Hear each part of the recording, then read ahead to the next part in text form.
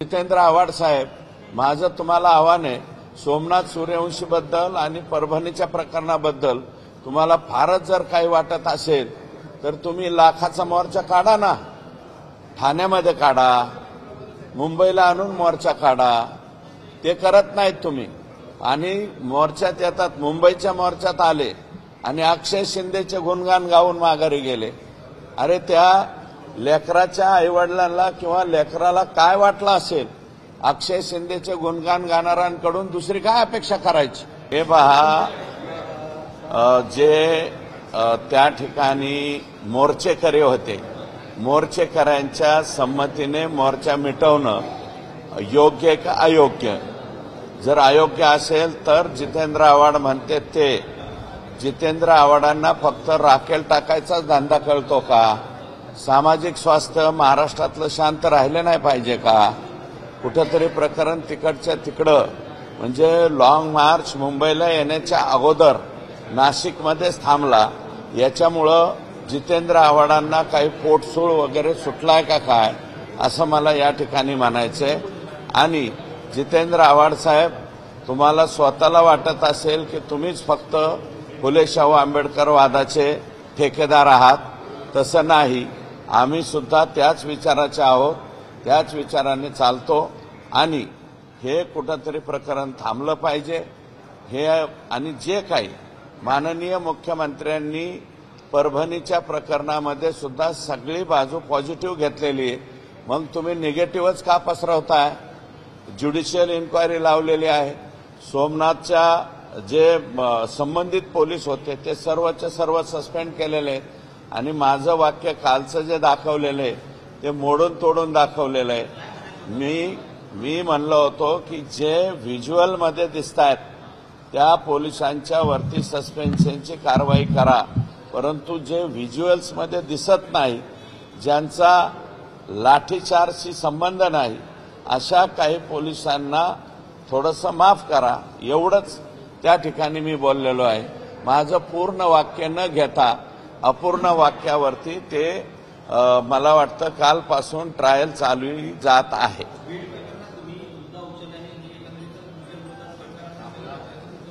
100% बीड प्रकरण मी उचललंय आणि परभणीचं प्रकरण सुद्धा मीच उचललं. माननीय मुख्यमंत्री महोदयांनी जी सभागृहामध्ये जाहीर केलं ना, जे बीडच्या प्रकरणात जाहीर केलं तेच तिथंही जाहीर केलं. माननीय मुख्यमंत्र्यांनी सोमनाथ सूर्यवंशी यांच्या कुटुंबियांना 10 लाखाची मदत जाहीर केली.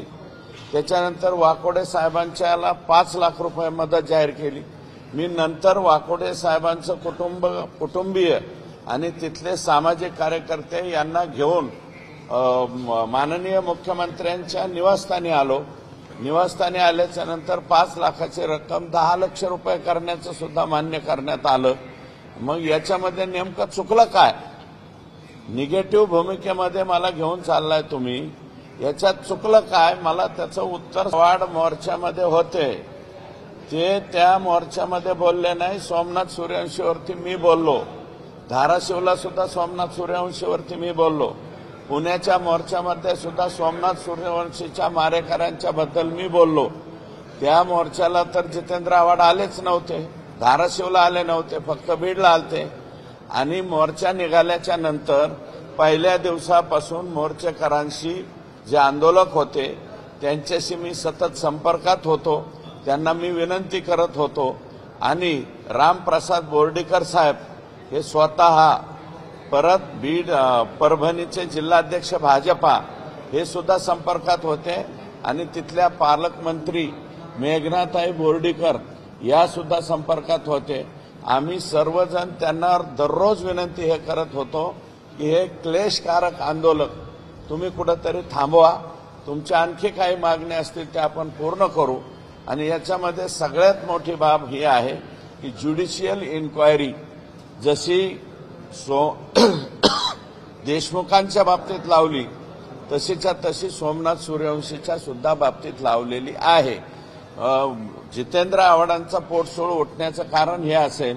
म्हणजे नमस्कार मंडळी, आपण बघत आहोत आपल्या महाराष्ट्र न्यूज चॅनलवर सुरेश धस हे लाईव्ह आहेत आणि त्यांनी त्यांच्या भूमिकेतून सांगितलं जितेंद्र आव्हाड हे बोलतात हे सरासर चुकीचं आहे, परंतु आम्हीही बोलतो तेही त्यांनी त्या भूमिकेवर काहीतरी आपलं मत चांगल्या प्रकारे व्यक्त करावं.